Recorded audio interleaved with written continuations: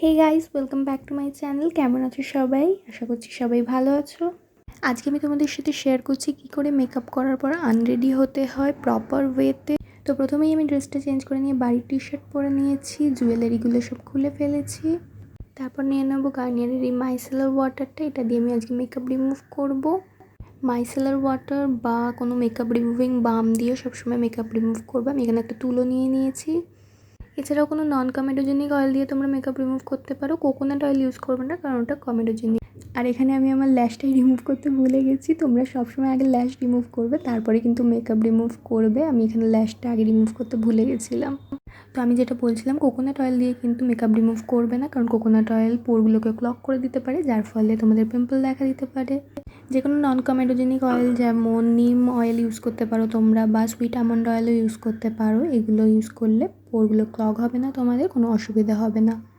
আস্তে আস্তে জেন্টালি তুলো দিয়ে আমি মেকআপটা রিমুভ করে নিচ্ছি। আমি কিন্তু খুবই আস্তে করছি, ভিডিওটা স্পিডে চলছে, তাই জন্য তোমাদের মনে হচ্ছে জোরে, কিন্তু হার্শ হবে না স্কিনের সাথে, সবসময় জেন্টলি করবে।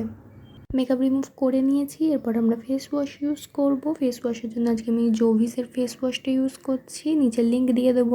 আমি টোটাল 1 মিনিট ধরে ফেস ওয়াশটা ইউজ করব। যদি কোনো রেসিডিউ থেকে থাকে মেকআপে তাহলে সেটাও রিমুভ হয়ে যাবে। নেকটাকে কিন্তু ভুললে চলবে না, সুতরাং নেকেতেও ফেস ওয়াশ লাগাতে হবে।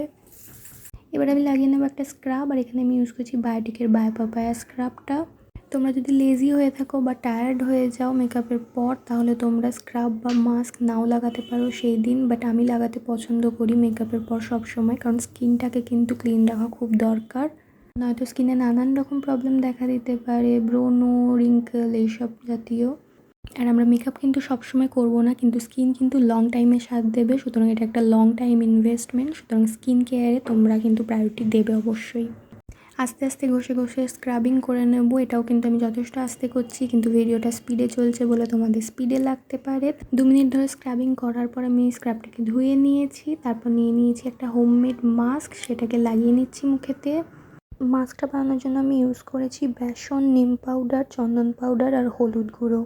তারপর তাতে পরিমাণ মতো জল নিয়ে নিয়েছি। তোমরা চাইলে দুধ বা দইও ইউজ করতে পারো। মাস্কটা পুরো মুখে আমি লাগিয়ে নেব, শুধুমাত্র চোখের জায়গাটা ছেড়ে, আর গলাতেও কিন্তু লাগাতে ভুলবে না একদমই।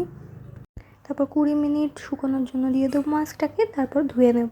20 মিনিট পর মাস্কটাকে আমি ধুয়ে নিয়েছি নর্মাল জল দিয়ে। ফেস ওয়াশ কিন্তু ইউজ করবে না। অনেকেই দেখেছি মাস্ক ইউজ করার পর ফেস ওয়াশ ইউজ করে, সেটা কিন্তু একদমই ভুল। তাহলে কিন্তু মাস্ক লাগানোর কোনো লাভই হলো না। একটা টি শার্ট দিয়ে ফেসটাকে প্যাড ড্রাই করার পর আমি ইউজ করবো প্লামের এই গ্রিন টি টোনারটা। হাতে অল্প একটু টোনার নিয়ে নেব, তারপর সেটা লাগিয়ে নেব ফেসেতে। তোমরা চাইলে কটন প্যাডও ইউজ করতে পারো টোনার লাগানোর জন্য, বাট আমি হাতে করেই লাগাতে পছন্দ করি। ভালো করে স্কিনেতে অ্যাবজর্ব হতে দেবো টোনারটাকে।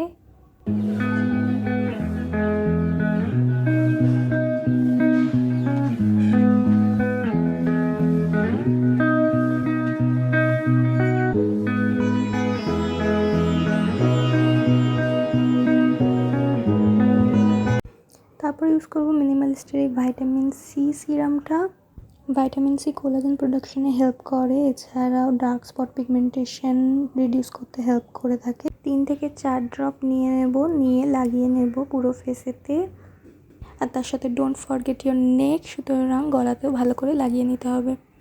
এখানে আমি তোমাদের দেখাচ্ছি আমি কী করে আমার ভিটামিন সিকে স্টোর করি, এরকমভাবে ফয়েল পেপারে মুড়ে, কারণ ভিটামিন সি কিন্তু ভীষণই ফটো সেন্সিটিভ আর সাথে হিট সেন্সিটিভও, সুতরাং সেফলি রাখা কিন্তু ভীষণ দরকার, নয়তো কিন্তু নষ্ট হয়ে যাবে ভিটামিন সি। তারপরে ইউজ করে নেবো একটা ময়শ্চারাইজারের জন্য ইউজ করছি আমার অল টাইম ফেভারিট পন্ডসের ময়শ্চারাইজার। এটা একটা খুব লাইট ওয়েট ময়শ্চারাইজার, অয়েলি স্কিনের জন্য খুবই ভালো, তাই জন্য আমি এটা লাগাতে ভীষণ পছন্দ করি। আর গরমকালে তো এটা ভীষণই ভালো একটা ময়শ্চারাইজার। তারপর একদম শেষে লাগিয়ে নেবো একটা লিপ বাম। তো এই ছিল আমার স্কিন কেয়ার রুটিন মেকআপের পর। আমাকে জানাও কেমন লাগলো ভিডিওটা। দেখা হচ্ছে পরের ভিডিওতে। আজকে এই পর্যন্তই, টাটা।